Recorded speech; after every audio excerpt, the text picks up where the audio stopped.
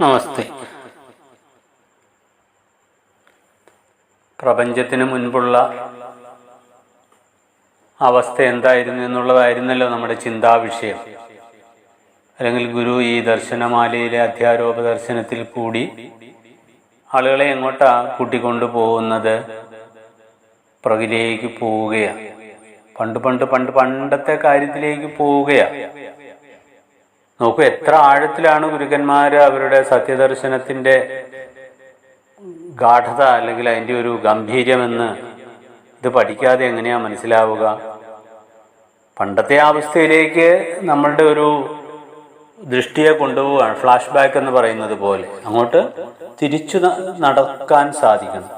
നടക്കാൻ സാധിക്കണം. മുമ്പോട്ട് മാത്രം പോയാൽ പോരാ. മുമ്പോട്ട് എവിടം വരെ പോകും നമുക്ക് അറിഞ്ഞുകൂടാ. പക്ഷെ പുറകോട്ടും കൂടെ പോണം. എവിടെ? തുടക്കത്തിലേക്ക്.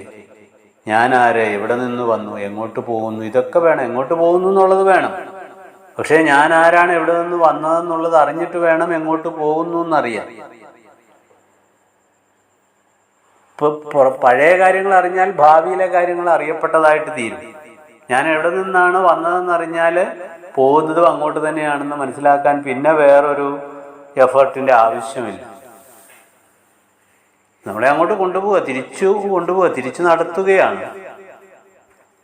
ചില സിനിമയിലൊക്കെ നമ്മളിങ്ങനെ കാണാറില്ലേ, ആദ്യം ഒരാളിരുന്ന് കഥ പറയുകയാണ് അയാളുടെ പഴയ ചരിത്രത്തിൻ്റെ. ആദ്യം തുടങ്ങുമ്പോൾ പ്രായമായ ഒരാളിരുന്ന് തൻ്റെ കഥ പറയുന്നു. എന്നിട്ട് എന്താ പറയുന്നത്? താൻ ചെറുപ്പത്തിൽ ആരായിരുന്നു, എവിടെയായിരുന്നു എന്നൊക്കെ പറയുന്നത് പിന്നീട് ഫിലിമിൽ കാണിക്കുന്ന ആ കാര്യങ്ങളായിരിക്കുന്നത് പോലെ ഇവിടെ ഇതാ നമ്മൾ മുമ്പിലെ പ്രപഞ്ചത്തെ കാണുന്നു.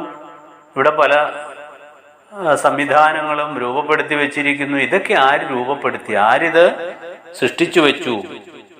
ആരാണിതിനെ ഇങ്ങനെ ഉണ്ടാക്കിയത് എന്നുള്ള ആ ഒരു ജിജ്ഞാസ അറിയാനുള്ള ആഗ്രഹമുണ്ടായി അങ്ങോട്ട് പോവുകയാ. തുടക്കത്തില് എന്തായിരുന്നോ, എവിടെയായിരുന്നോ, എങ്ങനെയായിരുന്നോ അങ്ങോട്ട് ഓരോ ജീവനെയും ഇതാ കരുണാമൂർത്തിയായ ഗുരു കൊണ്ടുപോവുകയാണ്. എന്റെയും നിങ്ങളുടെയും ഒക്കെ ജീവൻ ഇന്ന് ഇങ്ങനെ പൊട്ടിമുളച്ചു വന്നതല്ല. അതിങ്ങനെ ഒരു കറക്കത്തിലാണ്. ജീവിതചക്രം എന്നോ ജീവചക്രം എന്നോ കാലചക്രം എന്നോ ഒക്കെ നമ്മൾ പറയാറില്ലേ, ഒരു ചക്രമാണിത്. ചക്രത്തിന്റെ സ്വഭാവം എന്താണ്? മുകളിൽ നിന്ന് ആരക്കാലുകൾ കറങ്ങി വരുമ്പോൾ അത് താഴേക്ക് വരും, വീണ്ടും മുകളിലേക്ക് വരും, വീണ്ടും താഴേക്ക് പോകും. അപ്പൊ ഈ ജീവചക്രത്തിലല്ലേ, ജീവിതചക്രത്തില് ഞാനും നിങ്ങളുമൊക്കെ അങ്ങ് അകപ്പെട്ടു പോയി. അപ്പൊ നമുക്കൊരു തുടക്കമുണ്ട്. അതെവിടെ നിന്നാണ് ഞാൻ ഉണ്ടായത്, ഞാൻ വന്നത്, ആരാണ് എന്നെ ഇങ്ങനെ സൃഷ്ടിച്ചു വിട്ടത്? നമ്മുടെ മാതാപിതാക്കൾ എന്നുള്ള അർത്ഥത്തിലല്ല, അതല്ലാതെ ആദ്യ സൃഷ്ടി മുതൽ ഇങ്ങനെ അഭംഗുരം നടന്നുകൊണ്ടിരിക്കുന്ന ഈ പ്രക്രിയയുടെ കർത്താവാര്, ഭോക്താവാര്, ഇതൊക്കെ ഒന്ന് അറിയണമെന്നുള്ള ഒരു ആഗ്രഹം ഉണ്ടായ വ്യക്തിയെ ഗുരുക്കന്മാര് ഈ ആദിമഹസിലേക്ക് കാണിച്ചു കൊടുക്കും. അതാണ് ആശാൻ എഴുതിയത്. അരായുഗിൽ അന്ധത്വമൊഴിച്ച് ആദിമഹസിന് നേരാം വഴി കാട്ടുവന്നു. ആദിമഹസിലേക്ക് എവിടെ നിന്നാണോ നമ്മൾ പോന്നത്, നമ്മളെല്ലാം പോകുന്നത് ഒരു വലിയ പ്രകാശത്തിൽ നിന്ന്, ആത്മാവാകുന്ന പ്രകാശത്തിൻ്റെ ഒരു പുരിയും തരിയും ഒക്കെയാണ് ജീവാത്മാക്കളായിട്ടിരിക്കുന്നത്. ഇപ്പൊ ഈ ജീവാത്മാവായിട്ടിരിക്കുന്ന വ്യക്തി ആലോചിക്കുക, ഞാൻ എവിടെ നിന്ന് എങ്ങനെ വന്നു? അപ്പോ ഗുരുക്കന്മാര് കണ്ടവര് പറയുകയാണ്, കുഞ്ഞെ, നീ വിസ്ഫുലിംഗം പോലെ അഗ്നിയിൽ നിന്നൊരു തീപ്പൊരി തെറിച്ചു പോന്നത് പോലെ ആത്മാവിൽ നിന്ന് എങ്ങനെയോ തെറിച്ചു പോകുന്നു. ഇനി നീ എങ്ങോട്ടാ പോകുന്നത്? ഈ ആത്മാവിലേക്ക് തന്നെ പോകുന്നത്. അവിടുന്ന് ആയതുകൊണ്ട് യാത്രയും അങ്ങോട്ട് തന്നെയാണ്. പക്ഷെ അത് എപ്പോൾ തിരിച്ചു ചെല്ലുമെന്നൊന്നും അറിയാൻ വേണ്ടി ഏതായാലും പോന്നു, എങ്ങനെയോ പോന്നു ഇവിടെ വന്ന് വീണു. ഇപ്പൊ ചില ഏകാന്ത സ്ഥലങ്ങളിലെ ഒരുവന് അകപ്പെട്ടു പോയി എന്ന് കരുതുക. കപ്പൽ യാത്ര നടത്തിയ കഥയൊക്കെ നമ്മൾ ചിലപ്പോഴൊക്കെ വായിച്ചിട്ടും സിനിമകളായിട്ടും കണ്ടിട്ടില്ലേ? ഒരു കപ്പലിൽ കുറെ പേര് യാത്ര ചെയ്തു. കപ്പല്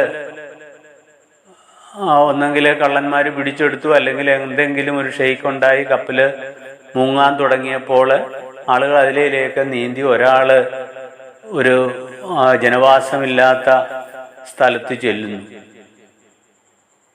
അപ്പം അവിടെ ചെന്നു അയാൾ ജീവിക്കുമ്പോഴും അയാൾക്ക് അറിയരുതോ ഞാൻ പോകുന്നത് ഇന്നടത്തുനിന്നാണ് എന്നൊക്കെ വിചാരിക്കുന്നത് പോലെ, അല്ലെങ്കിൽ തിരിച്ച് അങ്ങോട്ട് പോകണമെന്ന് ചിന്തിക്കുന്നത് പോലെ ഇവിടെ ഇതാ ജീവന്റെ ഉറവിടം കണ്ടെത്തുവാൻ വേണ്ടി ശ്രമിക്കുന്ന ആളോട് ഗുരു പറയുകയാണ്, കുഞ്ഞെ നിങ്ങളൊക്കെ പ്രകാശ സ്വരൂപികളാണ്. തജ്ജ്യോതിഹി, നിങ്ങൾ ജ്യോതിസ്വരൂപന്മാരാണ്. ആ ജ്യോതിസ്വരൂപന്മാരായത് എന്തുകൊണ്ടാണ്? ജ്യോതിസ്വരൂപത്തിൽ നിന്ന് പോകുന്നത് കൊണ്ടാണ്. അത്യുജ്വലമായ പ്രകാശത്തിൽ നിന്ന്, അനന്തമായ പ്രകാശത്തിൻ്റെ ഭാഗമാണ് നിങ്ങൾ, അല്ലെ? ആ പ്രകാശത്തിൻ്റെ ഉടമകളാണ് ഓരോ ജീവന്മാരും. അഹം ഇരുളല്ല, നമ്മൾ ഇരുട്ടാണ്, ഞാൻ അറിവില്ലായ്മയാണ്, അജ്ഞാനമാണ് എന്നൊന്നും വിചാരിക്കണ്ട. നമ്മൾ അങ്ങനെയല്ല. അങ്ങനെ ആയിരുന്നെങ്കിൽ ഞാൻ അഹമഹമെന്നറിയാതിരിക്കണമായിരുന്നു. എന്നിട്ട് ഗുരു അതിനെ പറയുകയാണ്, അറിവത് കൊണ്ട്, ഞാനിങ്ങനെ അഹമഹമെന്ന് അറിയുന്നത് കൊണ്ട് ഞാൻ അന്ധകാരമല്ല, ഞാൻ അറിവില്ലായ്മയല്ല, ഇരുട്ടല്ല. ഇങ്ങനെ ആർക്കും പറഞ്ഞു കൊടുക്കണം. ഈ സത്യം ആർക്കും പറഞ്ഞു കൊടുക്കുകയും വേണം. ഞാൻ അറിഞ്ഞാൽ മാത്രം മതിയോ? പോരാ.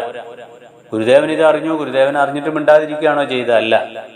പല ഗുരുക്കന്മാരും അവരുടെ കാരുണ്യം ഇങ്ങനെ വേദങ്ങളായിട്ട്, ഇതിഹാസങ്ങളായിട്ട്, അറിവുകളായിട്ട്, പുസ്തകങ്ങളായിട്ടൊക്കെ രചിച്ചിരിക്കുന്നത് ഈ ഒരു കാര്യം കൊണ്ട്. ഞാൻ അറിഞ്ഞ കാര്യത്തെ മറ്റുള്ളവരും കൂടി അറിയട്ടെ, സ്വാർത്ഥനാവാതെ, കൃപണനാവാതിരിക്കാൻ ഈ സത്യം പറഞ്ഞു കൊടുക്കണം.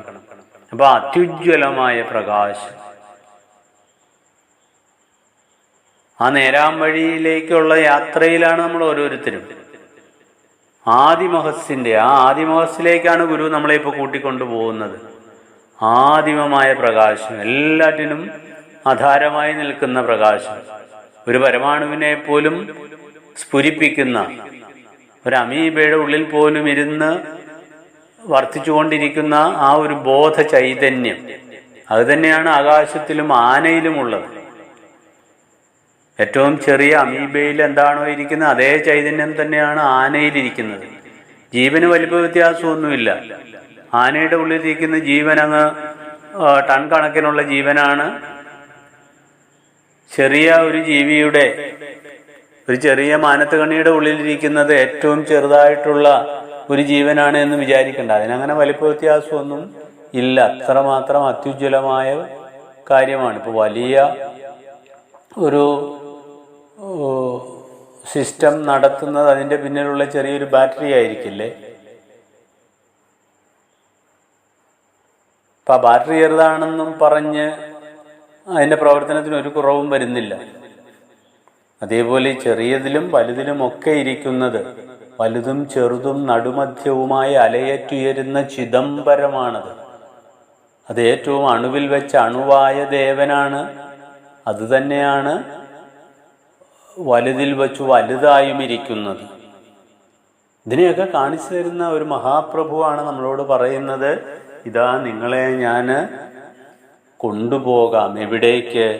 ഉത്പത്തേഹേ പ്രാക്ക് മുൻപ്, ഉത്പത്തിയുടെ മുൻപിലെ പ്രപഞ്ച പ്രതിഭാസങ്ങൾ ഇങ്ങനെ സംവിധാനം ചെയ്യപ്പെടുന്നതിന് മുൻപ് എന്താണ്, എവിടെയാണ്, എങ്ങനെയാണ് ഉണ്ടായിരുന്നത് എന്നുള്ളതിനെ കുറിച്ച് അറിയണമെങ്കിൽ നമ്മുടെ കൂട്ടത്തിൽ വരൂ എന്ന് പറഞ്ഞ് കരുണാമൂർത്തിയായ ഗുരു എന്നെയും നിങ്ങളെയും ഒക്കെ വിളിക്കുകയാണ്. ഇതിനെ ഇനിമയോട് ആസ്വദിച്ചിടുവാൻ വാ എന്ന് നമ്മളെ വിളിച്ചില്ലേ? വാന്നേ, ഇവിടെ ഇത് വിരസമല്ല. അധ്യാത്മ ശാസ്ത്രമല്ല, അധ്യാത്മ ചിന്ത എന്ന് പറയുന്നത് വിരസമല്ല, ഇനിമയാണ്, നല്ല മധുരമുള്ളതാണ്. അങ്ങനെ ആസ്വദിക്കാം. ആളുകളുടെ ആസ്വാദന രീതി എത്ര വികലമാണ്. ആളുകൾ പറയാണ് ഈ ലോകത്തിലെ സുഖഭോഗങ്ങളൊക്കെ അനുഭവിക്കുന്നതാണ് ആസ്വദിക്കുന്നത്. ഞാൻ മദ്യപാനം ചെയ്ത് ഈ ലോകത്തിൻ്റെ സുഖങ്ങളെ ആസ്വദിക്കുന്നു. ഞാൻ മറ്റു പലതും ചെയ്ത്, അരുത് എന്ന് ധർമ്മശാസ്ത്രങ്ങൾ പറയുന്ന പലതും ചെയ്ത് ഞാൻ ആഘോഷിക്കുകയാണ്. അങ്ങനെയല്ല. വാസ്തവത്തിൽ ഈ ലോകത്തെ അനുഭവിക്കുന്നത് അറിവുള്ളവരാണ്. അവരെവിടെ നോക്കിയാലും പ്രകാശം കാണുകയാണ്. പ്രകാശം കാണാത്തവരാണ് ഈ ഇരുട്ടിൽ നിന്ന് സുഖത്തെ തേടുന്നത്. അപ്പം അങ്ങനെ ഇവിടെ ഇതാ അത്യുജ്വലമായ പ്രകാശത്തിൽ നിന്ന് സുഖവും സംതൃപ്തിയും നേടിയെടുക്കാമെന്ന് പഠിപ്പിച്ചു തന്ന് ശ്രീനാരായണ ഗുരുദേവൻ നമ്മളെ കൊണ്ടുപോവുകയാണ് ആദിമഹസ്സിലേക്ക്.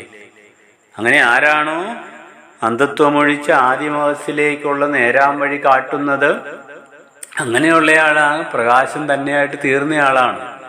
അതാണ് ഇവിടുത്തെ ഒരു പ്രത്യേകത. മറ്റെല്ലാ തരം പഠനങ്ങളിൽ നിന്നും അറിവിൽ നിന്നുമൊക്കെ വ്യത്യാസമായിട്ട് അറിവുന്നവൻ എന്ന് രണ്ടുമോർത്താൽ ഒരു പൊരുളായിട്ട് നിൽക്കുന്ന ഒരേ ഒരു പ്രതിഭാസം ലോകത്ത് ഇതുമാത്രമാണ്.